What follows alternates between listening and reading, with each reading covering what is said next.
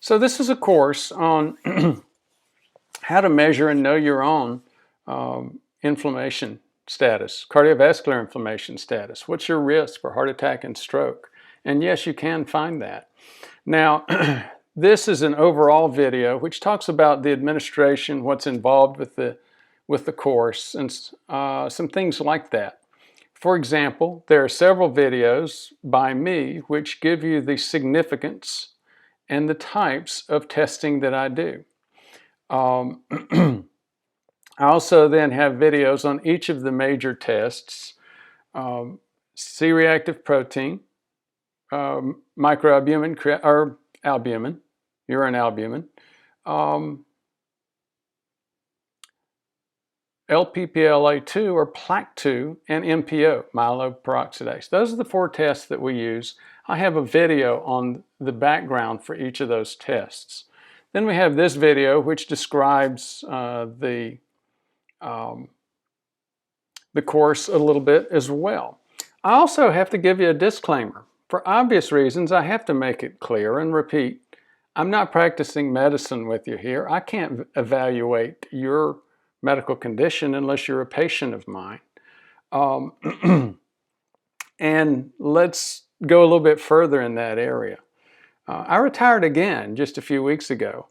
I say again, and I use the term retired in quotation marks, because I'm still, as Janice can tell you, I'm still working 14 hours a day, mostly on the digital activities, YouTube and other things.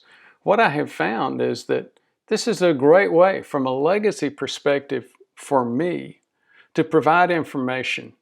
When I worked as the chief medical officer for large companies like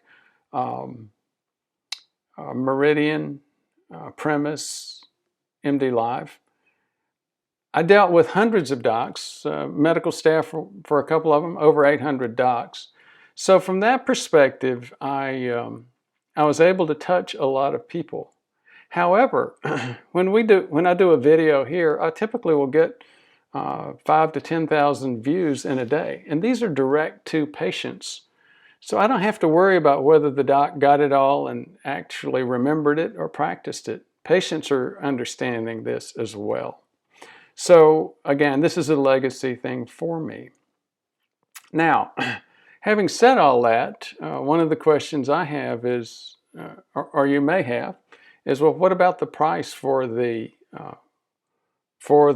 e-course, the digital course that we're offering?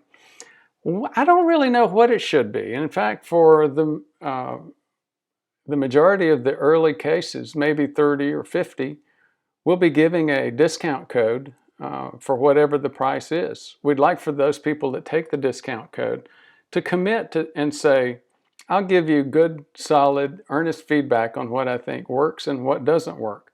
And also, as part of that feedback, I'd like for you to tell me, what do you think the cost should be? I don't want to provide it for free because it's clear people don't pay attention when they get a free book. They don't even read it. So we want to have the individual, the patient, to have a little skin in the game. And if you can't afford whatever number we end up with, whether it's $9 or $19 or $39, let us know. Send us an email, and we'll see if we can help you figure out how to get access to this information. So, is this a way for me to obtain more patients? Obviously, I couldn't see. I can't see thousands of patients per day. This is a way for me to provide educational information. So what's the best way to react to this? Well, John is going to give you some videos on how to actually get some of these tests if your doctor doesn't agree. John's a very interesting guy. He knows more about this space in this area than the vast majority of doctors I've ever talked to. He is a major reader in this area. He's also a very, very gentle, polite human being. However, there's a hard-headed streak with John. He's had some challenges in the past getting a proper evaluations according to what he thought. And he's figured out some ways to get labs on your own if you're a patient. And When he first came to see me, he did agree to let me order his labs. But even now, recently, John orders most of his labs, and that's just fine and wonderful with me. He's going to share with you how you can do that yourself if you'd like. Well, what's the best way to do this? I personally think the best way is to engage your doc in this activity. As I've shared many times, I've spent a career teaching docs, even more so than teaching patients, how to do this, this type of medicine, prevention. So think about it. If you can get your doc engaged, not only does it help you, how many patients will that touch? Hundreds, perhaps even thousands.